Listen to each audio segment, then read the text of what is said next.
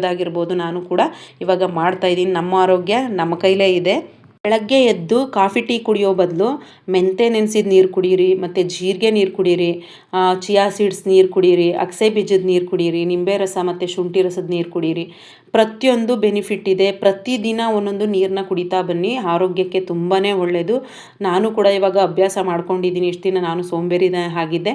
ಇವಾಗ ನನ್ನ ಆರೋಗ್ಯ ನಾನೇ ನೋಡ್ಕೋಬೇಕು ಅನ್ನೋದಕ್ಕೋಸ್ಕರ ನಾನು ಇವಾಗ ಸ್ಟಾರ್ಟ್ ಮಾಡಿದ್ದೀನಿ. 100% ಇದರಲ್ಲಿ ಬೆನಿಫಿಟ್ ಇದೆ. ಯಾಕೆಂದರೆ ನಾನು 3 kg ಇದು ವೆಯ್ಟ್ ಲಾಸ್ ಆಗಿದ್ದೀನಿ. ಸೊ ಹಾಗಾಗಿನೇ ನಾನು ಹೇಳ್ತಾ ಇರೋದು. ನಾನಿವತ್ತು ಚಿಯಾ ಸೀಡ್ಸ್ ಬಗ್ಗೆ ಹೇಳ್ತೀನಿ.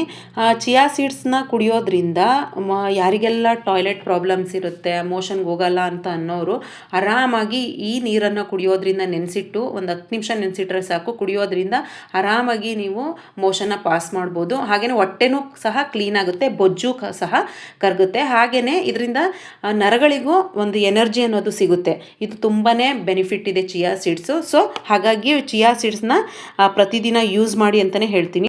ಸಕ್ಕರೆ ಮಿಶ್ರಿತ ನೀರನ್ನು ಕುಡಿಬಾರ್ದು. ಇದು ಡೈರೆಕ್ಟಾಗಿ ಕುಡಿಯೋದ್ರಿಂದ ನಮ್ಮ ಬ್ಲಡ್ಗೆ ಸೇರಿಕೊಂಡು ಕೊಲೆಸ್ಟ್ರಾಲ್ ಮಟ್ಟನ ಜಾಸ್ತಿ ಮಾಡುತ್ತೆ ಮತ್ತು ವೆಯ್ಟನ್ನು ಕೂಡ ಜಾಸ್ತಿ ಮಾಡುತ್ತೆ.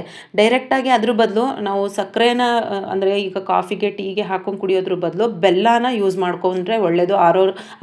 ಆರ್ಗ್ಯಾನಿಕ್ ಬೆಲ್ಲ ಅಂತ ಬರುತ್ತಲ್ಲ, ಸೊ ಅದನ್ನು ಯೂಸ್ ಮಾಡಿಕೊಂಡ್ರೆ ತುಂಬಾ ಬೆನಿಫಿಟ್ ಇದೆ. ಮತ್ತು ಹಾಗೆಯೇ ಜ್ಯೂಸ್ಗಳು ಮಾಡಿಕೊಂಡು ಕುಡಿಯೋದಕ್ಕಿಂತ ಅದಕ್ಕೆ ಸಕ್ಕರೆ ಹಾಕೋದ್ರ ಬದಲು ಡೈರೆಕ್ಟಾಗಿ ಒಂದೊಂದು ಹಣ್ಣುಗಳನ್ನ ಸೇವಿಸ್ತಾ ಬಂದ್ರೂ ತುಂಬಾ ಒಳ್ಳೆಯದಾಗುತ್ತೆ. ಯಾರೆಲ್ಲ ಕೊಲೆಸ್ಟ್ರಾಲಿಂದ ಸಫರ್ ಪಡ್ತಾ ಇದ್ದೀರಾ, ಹಾಗೆಯೇ C-ಸೆಕ್ಷನ್ ಆದವರು ಎಷ್ಟೆಲ್ಲ ಪೇನಿಂದ ನೀವು ನೋವನ್ನು ಅನುಭವಿಸ್ತಾ ಇದ್ದೀರಾ ಅನ್ನೋರಿಗೆ ಈ ವಿಡಿಯೋ ಇಷ್ಟ ಆಯಿತು ಅಂತ ಅಂದ್ಕೊಡ್ತೀನಿ. ಹಾಗೆಯೇ ಒಂದು ಹೆಲ್ತ್ ಟಿಪ್ಸು ನಿಮಗೆ ಸಿಕ್ತು ಅಂತ ಅನ್ಕೋತೀನಿ. ನನಗೂ ಕೂಡ ಡ್ಯೂಟಿಗೆ ಟೈಮ್ ಆಗಿದೆ. ನನ್ನ ಮಗುಗೂ ಕೂಡ ನಾನು ತಿಂಡಿ ತಿನ್ನಿಸ್ಬಿಟ್ಟು ಹೋಗಬೇಕು.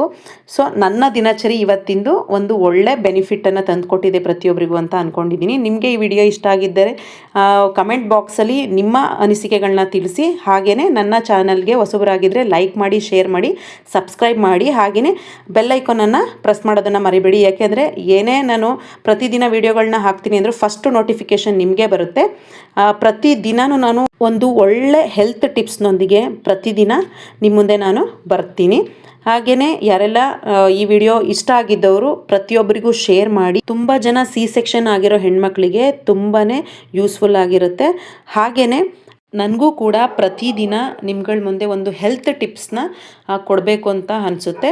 ನಿಮಗೂ ಕೂಡ ಈ ಹೆಲ್ತ್ ಟಿಪ್ಸ್ ಇಷ್ಟ ಆಗಿದರೆ ಕಮೆಂಟ್ ಬಾಕ್ಸಲ್ಲಿ ಪ್ರತಿಯೊಬ್ಬರು ಕಮೆಂಟ್ ಮಾಡಿ ತಿಳಿಸಿ. ಹಾಗೆಯೇ ನನಗೂ ಟೈಮ್ ಆಗಿದೆ, ನಾನು ಕೂಡ ಡ್ಯೂಟಿಗೆ ಹೊರಟಿದ್ದೀನಿ. ನನ್ನ ಪೇಷಂಟ್ಗಳು ಕೂಡ ನನಗೋಸ್ಕರ ಕಾಯ್ತಾನೆ ಇರ್ತಾರೆ.